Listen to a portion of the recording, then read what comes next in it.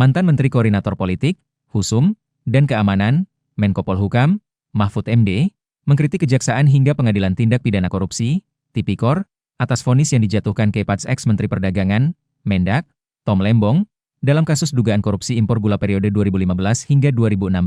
Mahfud mengatakan, putusan vonis 4 tahun 6 bulan Tom Lembong itu salah karena ex-Kokapten tim pemenangan Anies Baswedan Muhaimin Iskandar tersebut tidak terbukti melanggar hukum. Dulu, Mahfud memang sempat mendukung langkah Kejaksaan yang pada saat itu mentersangkakan Tom Lembong, meski tidak menerima aliran dana dari korupsi yang dituduhkan. Sebab, dijelaskan Mahfud, seseorang juga bisa disebutkan korupsi jika dia memperkaya orang lain, sebagaimana disebutkan pada pasal 2 ayat 1 Undang-Undang Tipikor. Setiap orang yang secara melawan hukum melakukan perbuatan memperkaya diri sendiri atau orang lain atau suatu korporasi yang dapat merugikan keuangan negara atau perekonomian negara dipidana dengan pidana penjara minimal 4 tahun dan maksimal 20 tahun dan denda paling sedikit 200 juta rupiah dan paling banyak 1 miliar rupiah. Untuk kasus Tom Lembong ini saya sudah melihat prosesnya, proses peradilan dan vonisnya.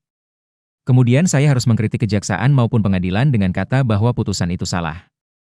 Salah dalam pengertian kalau dalam hukum putusan yang salah itu harus dilawan dengan banding gitu, ungkap Mahfud. Dikutip dari YouTube Mahfud MD Official, Minggu, 27 Juli 2025. Orang melakukan banding itu karena putusannya dianggap salah. Menurut saya memang salah. Karena apa? Karena dulu ketika Tom Lembong ditetapkan sebagai tersangka pada bulan November tahun lalu, saya membela Kejaksaan. Ketika Kejaksaan disudutkan tidak boleh menjadikan seseorang sebagai tersangka kalau yang bersangkutan tidak menerima aliran dana dari korupsi yang dituduhkan. Waktu itu saya katakan, penersangkaan Tom Lembong kalau hanya karena dia tidak menerima aliran dana, maka dia bisa ditersangkakan. Saya katakan, korupsi itu dananya, satu mengalir ke diri sendiri atau mengalir ke orang lain atau mengalir ke korporasi. Tom Lembong tidak ada bukti memperkaya diri sendiri sehingga ada mengalir ke situ.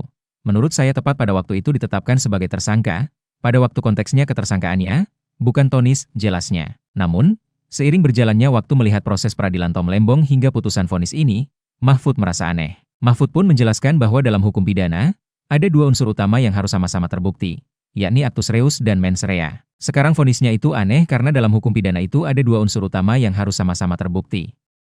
Satu namanya actus reus, jenis perbuatan yang bisa dihitung, bisa didengar, bisa disaksikan oleh logika-logika biasa. Ada barangnya. Actus reus itu ya ada perbuatannya. Kalau di pidana itu perbuatannya satu, memperkaya diri sendiri atau orang lain, caranya melawan hukum. Lalu yang ketiga merugikan keuangan negara. Itu actus reus untuk korupsi, kata Mahfud. Nah, yang kedua ada unsur lain yang lebih penting dari itu, namanya mens rea, artinya niat jahat. Niat jahat itu terjadi kalau dia melakukan itu karena ada niat. Apa ukurannya niat itu? Pertama tujuan, purpose, miming bertujuan melakukan itu. Yang kedua tahu dia bahwa itu tidak benar dan dia tahu bahwa itu tidak boleh terjadi. Yang ketiga karena lalai termasuk unsur mens rea. Yang keempat karena sembrono, sambungnya. Tom Lembong dalam kasus ini pun tidak terbukti terdapat niat jahat. Maka dari itu Mahfud pun bertanya-tanya kenapa ex-Mendak tersebut dihukum. Selain mens rea yang tidak terbukti, jaksa juga tidak bisa membuktikan adanya actus reus, karena Tom Lembong tidak terbukti melanggar hukum. Tom Lembong, kata Mahfud, hanya melaksanakan perintah. Hal tersebut juga didukung dengan bukti-bukti dokumen, bahkan ada rapat-rapat yang terselenggara untuk membahas cara menangani kelangkaan gula pada waktu itu. Mahfud pun menegaskan, bukti-bukti yang ada itu juga tidak bisa dibantah oleh jaksa di pengadilan. Kalau tidak ada mens kenapa dihukum? Tidak boleh. Dalilnya yang paling dasar itu adalah geen straf zonder schuld. Ini bahasa Belanda, tidak boleh ada pemidanaan kalau tidak ada kesalahan. Kesalahan itu mens rea itu kesalahan, jelas Mahfud. Actus reusnya pun tidak terbukti toh, karena pertama dia tidak melanggar hukum. Dia melaksanakan perintah. Dana yang mengalir betul menguntungkan, tapi dia akan melaksanakan perintah tidak melanggar hukum. Ada dokumen-dokumen bahwa diperintahkan untuk menangkal kelangkaan gulakan pada waktu itu dan ada rapat-rapatnya, ada perintahnya yang tidak dibantah di dalam persidangan, tegasnya.